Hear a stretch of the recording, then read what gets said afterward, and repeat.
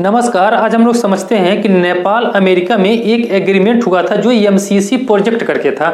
अब इसी को लेकर के नेपाल में जबरदस्त विरोध हो रहा है।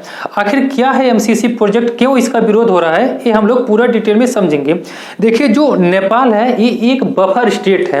बफर स्टेट हम उसको कहते हैं कि जो दो दुश्मन के बीच में जो देश बसा है उसी को हम लोग बफर स्टेट बोलते हैं। जैसे नेपाल है, नेपाल के ऊपर चाइना आता है। जैसे देखिए, ये हमने मैप बना रखा है, इसके ऊपर चाइना आता है। अब इसी के नीचे आता है इंडिया। अब चाइना और इंडिया ये दोनों दुश्मन हैं। अब इन्हीं के बीच में बसा है नेपाल, तो ये इसको हम लोग बोलते हैं बफर स्टेट। जैसे चाइना और रूस के बीच में एक देश बसा है मंगोलिया। मंगोलिया भी बफर स्टेट में आता है, क्योंकि दो दुश्मन के बीच में जो देश बसा होता है उसी को हम लोग बफर स्टेट बोलते हैं।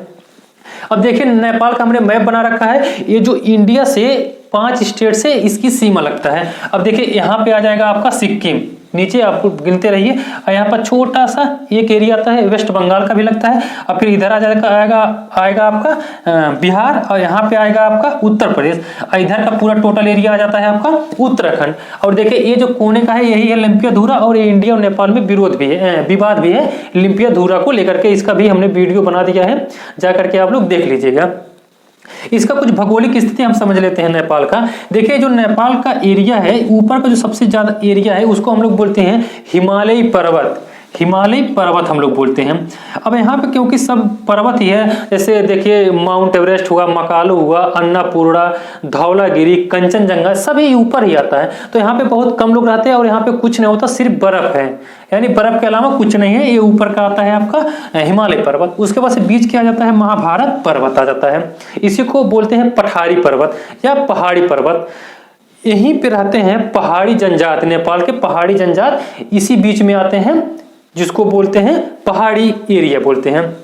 नीचे का जाता है आपका शिवालिक पर्वत। शिवालिक पर्वत में ये जो नीचे का पार्ट है इसी को हम लोग बोलते हैं नेपाल का तराई क्षेत्र बोलते हैं या मधेसी बोलते हैं। मधेसी हम लोग इसलिए कहते हैं क्योंकि ये इंडिया से सटा हुआ है और ज्यादातर इसमें इंडिया लोग ही रहते हैं, इसीलिए मधेसी बोलते हैं या तराई क्षेत्र। और ये सबसे रिच एरिया है, यानी ये सबसे उर्वरक एरिया है। जो भी नेपाल में कुछ खाने पीने का धान गेहूं जो चावल होता है वो सब तराई क्षेत्र में ही होता है। इधर तो सब पहाड़ और पर्वत आते हैं, इधर तो कुछ होगा नहीं।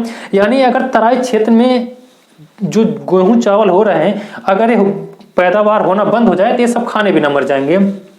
तो आपको तो समझ में आ गया होगा, ऊपरी वाला पर्वत जो हिमालय पर्वत बोलते हैं, अब बीच का महाभारत पर्वत बोलते हैं, और नीचे का शिवालिक का पार्ट आता है जिसको तराई या मधेसी क्षेत्र बोलते हैं।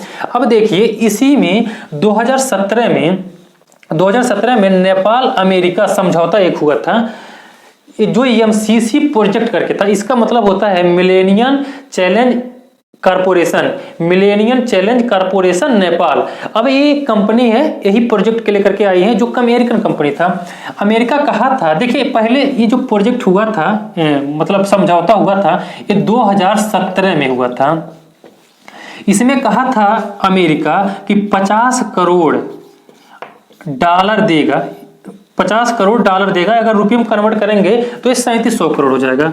3700 करोड़ हो जाएगा रुपए में। अमेरिका कहा था नेपाल गरीब देश है, इसको हम 50 करोड़ डॉलर एक अनुदान के रूप में देंगे, यानी एक दान के देंगे, बाद में हम पैसा वैसा नहीं लेंगे। तो यहाँ तक तो सही था। यहाँ पे सिर्फ विरोधी पार्टियां ही विरोध कर रही थी इसका, कि इतना हैवी इन्वेस्ट क्यों कर रहा था।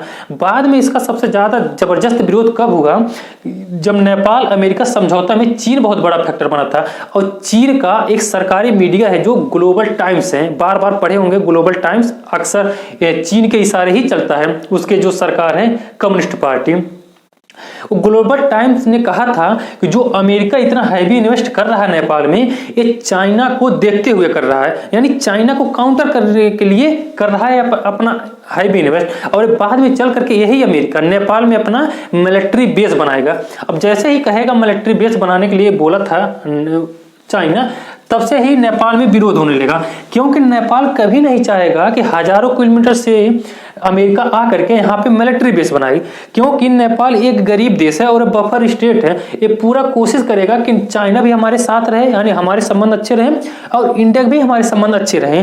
तो फिर चाइना क्या करेगा, अमेरिका क्या करेगा यहाँ करके।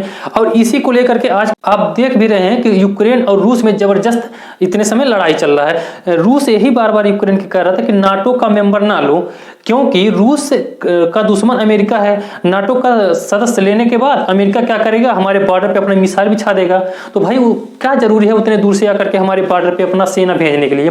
तो यही बार बार मतलब चाइना यही कर रहा था, विरोध भी किया कि अगर अमेरिका यहाँ पे इन्वेस्ट कर रहा है तो चाइना को देखते हुए, सच में अमेरिका इसीलिए कर भी रहा है कि चाइना को हम दूर बैठे बैठे नेपाल से ही काउंटर कर सकें। अब कोई भी देश होगा ये विरोध करेगा ही करेगा। अब देखिए जैसे इंडिया है, तुर्की बहुत दूर है, अगर तुर्की आकर के नेपाल में अगर मिलिट्री बेस बनाएगा तो इंडिया तो चुप रहेगा नहीं, नेपाल और तुर्की को दोनों को तोड़ेगा। इसीलिए चाइना इसका विरोध कर रहा था। तो नेपाल में जो जनता थे वहां पे इसीलिए विरोध करने लगे कि अगर अमेरिका यहाँ पे आ जाएगा और चाइना से उसका कुछ अगर कभी एक्शन हुआ तो हमारे लिए समस्या आ सकती है। देखिए कहावत भी है कि अपने पड़ोसियों के साथ संबंध बना करके रखना चाहिए। इतने समय यूक्रेन देखिए रूस से दुश्मनी बना करके रखा था, इसीलिए हमला कर दिया, कोई बचाने नहीं आ रहा उसको। अब देखिए आगे हम समझते हैं कि नेपाल अमेरिका जो समझौता है वो इंडिया का भी बहुत बड़ा फैक्टर बन रहा है। इस समझौता में अमेरिका क्या कहा था कि जो सारी व्यवस्था तो हम यहाँ पे नहीं ला पाएंगे, लेकिन जो बिजली ट्रांसमिशन है वो हम इंडिया से लेंगे। तो जो बूटावाल एक एरिया है, ये काफी प्रसिद्ध, आपने सुना भी होगा, बूटावाल से और गोरखपुर तक का बिजली ट्रांसमिशन लाइन बिछाएंगे हम, यानी गोरखपुर से हम ले जाएंगे यहाँ पे बिजली। तो नेपाल वालों का कहना है कि अमेरिका और नेपाल में एग्रीमेंट जो हुआ है वो तो सही है, फिर इसमें बीच में इंडिया कहां से आ गया है। इनका कहने का मतलब है कि इंडिया ही कहने पे अमेरिका यहां पे आकर के हैवी इन्वेस्ट कर रहा है। और सबसे जबरदस्त विरोध तब होने लगा कि कुछ अमेरिकी अधिकारी अपने बयानों में ये कह दिए कि ये इंडो पैसिफिक को देखते हुए यहाँ पे इन्वेस्ट हो रहा है नेपाल में। इंडो पैसिफिक मतलब हिंद महासागर और प्रशांत महासागर को देखते हुए नेपाल में इन्वेस्ट किया जा रहा है। तो इससे यही समझ में आ रहा है कि ये चाइना को घेरने के लिए यहाँ पे इन्वेस्ट किया जा रहा है। और इसी के देखते हुए नेपाल के जो लोग हैं कह रहे हैं कि अमेरिका अभी तो इन्वेस्ट कर रहा है, बाद में जब आर्थिक गुलाम बना लेगा तो यहाँ पे अपना मिलिट्री बेस बनाएगा। सबसे बड़ी पॉइंट यही है मिलिट्री बेस का, मिलिट्री बेस बनाएगा। अब देखिए अगर मिलिट्री बेस इसका हो जाएगा नेपाल में तो अपना सेना ला करके यहाँ पे रखेगा और ये चाइना के करीब आ जाएगा। देखिए प्रेजेंट में अगर मिलिट्री बेस अमेरिका बना लेता है तो इंडिया के लिए तो फायदा तो है, लेकिन लॉन्ग टाइम के लिए यानी 15 से 20 साल के बाद इंडिया के लिए नुकसान भी होगा, क्योंकि जानकार ऐसा मानते हैं कि आने वाले 15-20 साल में पूरे दुनिया में 3 ही देश सबसे सुपर पावर रहेंगे, एक इंडिया रहेगा, एक चाइना और एक अमेरिका। अब इतने समय इंडिया और अमेरिका एक साथ हैं तो चाइना क्या है अब धीरे धीरे डाउन होगा। इंडिया अमेरिका अगर एक साथ रहेंगे तो चाइना नीचे जाएगा, और इंडिया जो है अगर ऊपर उठेगा तो अमेरिका कभी नहीं चाहेगा कि इंडिया हमारे बराबरी में आए। और यही आजकल करके हो भी रहा है। देखिए अमेरिका क्या है, रूस और यूक्रेन में युद्ध करवा दिया, क्योंकि रूस इतने समय ऊपर उठ रहा है तो उसको युद्ध करवा करके उसको बर्बादी कर रहे हैं सब। तो आने वाले टाइम में यही अमेरिका भी इंडिया के साथ यही करने वाला है कि कभी नहीं चाहेगा कि हमारे बराबरी में इंडिया आ जाए। देखिए चाइना आ रहा है तो चाइना को लेकर के यहाँ पे हथकंडे अपनाना शुरू कर दिया है अमेरिका। तो मिलिट्री बेस अगर नेपाल में ना बनी तो यही बढ़िया है। और इसके लिए अमेरिका मतलब ऐसा कह रहा है कि दावा कर रहा है कि नहीं मिलिट्री बेस नहीं बनाएंगे, लेकिन ऐसा क्या सबूत है, सबूत तो कोई दे नहीं रहा है। और नेपाल के लोग विरोध भी कर रहे हैं कि नेपाल की एकता और अखंडता के लिए इसके मतलब खतरा है। आगे चल करके जब आर्थिक गुलाम बना लेगा अमेरिका तो जो कहेगा वही करना पड़ेगा नेपाल को, कहाँ इसकी बहुत बड़ी रास देने वाला है अमेरिका। आई होप आपको समझ में आ गया होगा कि EMCC प्रोजेक्ट जो है मिलेनियम चैलेंज और कारपोरेशन नेपाल करके प्रोजेक्ट है, ये आपको समझ में आ गया होगा। अगली बार किसी और वीडियो मिलते हैं, तब तक के लिए धन्यवाद।